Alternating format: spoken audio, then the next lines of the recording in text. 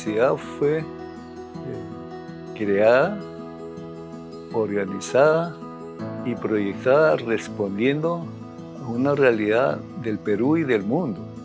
El escenario en que estamos en los 60 es crecimiento demográfico, marcha a las ciudades, movilización campesina, el Che Guevara, la Guerra Fría, la guerra atómica y cambios tecnológicos explosivos, y un empresariado con los jesuitas dicen: aquí hay que construir nuevas universidades.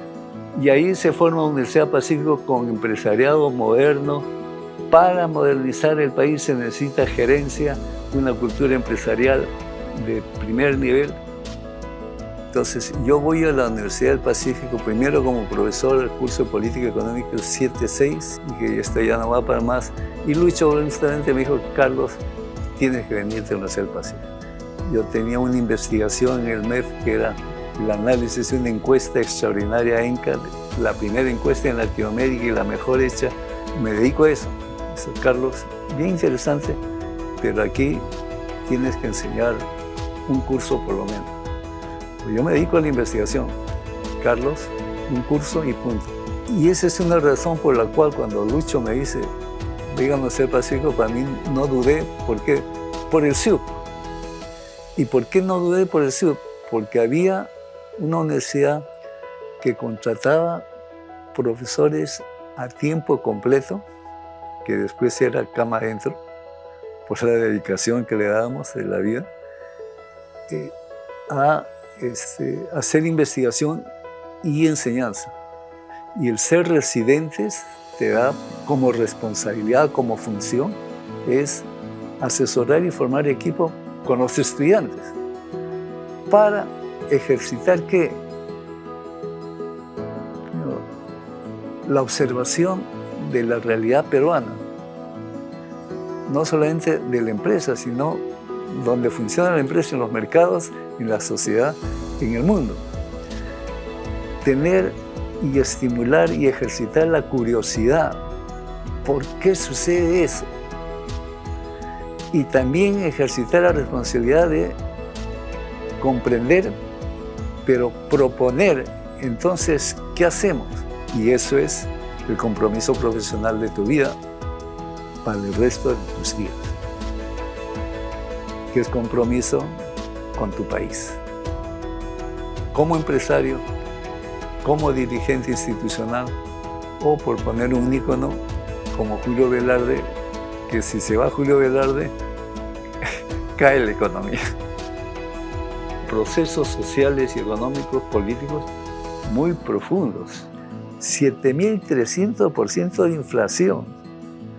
Nadie nos prestaba un dólar, un centavo, porque no habíamos pagado la deuda externa por la universidad. Nadie nos prestaba. $100 en el Banco Central. Había que hacer el shock. El año 90, el 7 de agosto, con Sendero Luminoso, Abimael lo toma a precio el año 92, septiembre. Estamos hablando del año 90, con el MRTA en Lima y con Tarata, que después viene el 92, ¿no? En ese escenario, con Sendero, que estábamos reglados todos, pues se tuvo que tomar esas medidas. ¿Y por qué? Porque yo era del CIUP y que me permitió en todos esos años 70 y 80 ver cómo funcionaba la economía, qué pasaba, y este proceso social en el cual yo había estado en los años 70, que el estar a tiempo no completo, sino tiempo a cama adentro, y que íbamos a ese CIUP a conversar con nuestros amigos, Lucho Bustamante, Jürgen Schul, Folke Kapp, que ya estaba Guido Penano, linda gente, y que estamos dedicados a esta conversación sobre nuestro país. O sea, a nosotros nos encantaba comprender, analizar, observar, comprender. ¿Y por qué? Porque ciencia observa, y de lo que observas sintetiza cuál es el problema, y si ese es el problema, cómo se lo resuelve, y en base a esas evidencias validadas es que tú abres la boca y dices hay que hacer esto, porque has constatado que es y verificado que eso es lo que hay que hacer en base a la observación fáctica del problema. Y eso es otra cultura que se institucionalizó en el SIUP. Y esto que estamos hablando es lo que como conversamos con los alumnos en aula. Y discutir, pruébalo. Sí que no es tu emoción, no es que te quitaron la hacienda o que este es un comunista o este es un explotador. No. ¿Cuál es el hecho? Y a la luz de qué valores tú tomas una posición y una propuesta. Método científico, pero comprometido con valores y con un objetivo de desarrollar tu país. Muy importante el año 81-82, cuando yo estuve de director del SIUP, propusimos al Banco Mundial estudiar decisiones públicas o proyectos de gran magnitud que habían ocurrido en los 30 años anteriores. ¿Qué decisiones grandes había tomado el Estado en decisiones de política? Hicimos 34 proyectos y convocamos a los decisores públicos que habían estado o como gerentes de la empresa pública o como gerentes del proyecto o como ministros de ese tema para que revisaran qué había ocurrido durante los 30 años pasados. Son 9 capítulos, 9 ensayos para discutir y decidir.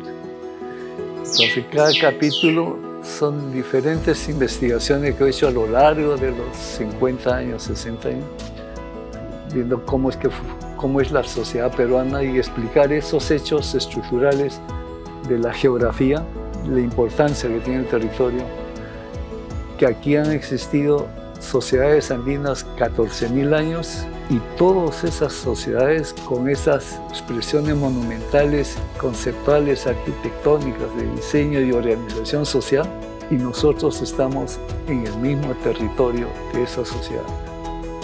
Y esas sociedades respondieron a esta geografía y formaron cultura y poblaron. Ese es el valor de la geografía con la cultura. Y por eso el Perú nuestro cada día es volver a comprender y organizar la sociedad de acuerdo en conjunción con la dinámica de Tujaro, que es la geografía. La realidad nos une. Y la actitud de observar cuáles son los hechos, método científico, observar, comprobar, validar, cuestionar y volver a recrear hipótesis para encontrar lo que no está suficientemente claro. Pero tú la ves así, yo la veo de otra manera, pero la realidad se va a imponer. Parte de tu formación es caminar tu territorio para ver la diversidad y interconectarte con esa gran diversidad de riquezas, no solamente físicas, biológicas, sino culturales. Y eso es la gran aula del Pacífico, debe ser nuestro territorio. Y de esa emocionalidad, de esa percepción, es que te motiva no solamente a conocer, sino a actuar. Y eso es lo que hay que formar. ¿Cómo? Caminando el Perú, caminando hechos, realidades, y escoger, dice, de esto me encargo yo y lo voy a analizar grupalmente para que sean más ricas las visiones y las propuestas. Pero que para eso me obliga salir al territorio y a la gente y a esa diversidad cultural, y eso traerlo al documento y a la discusión con los pares. Y con los medios de comunicación es fortalecer valores de un ciudadano responsable de sus actos y comprometido con su país, y que su futuro depende de su capacidad creativa, no el individualismo para la mía, y la competencia que implica excluir al otro para yo tener más. Entonces, la emoción es la que te cuadra, te proyecta y te incentiva a ver y focalizar unos hechos. Entonces, la decisión no viene del cerebro, de razón, sino del corazón, que se escribe corazón. Para que cumplan 100 años más y celebren ese aniversario, no se olviden de esta frase, que la tenía en un póster y que está en el Perú nuestro de cada día, que es de un filósofo hindú. Y el mensaje es: en lugar de buscar lo que no tienes, encuentra aquello que nunca perdiste. Reencuéntrese con su país y gócenlo.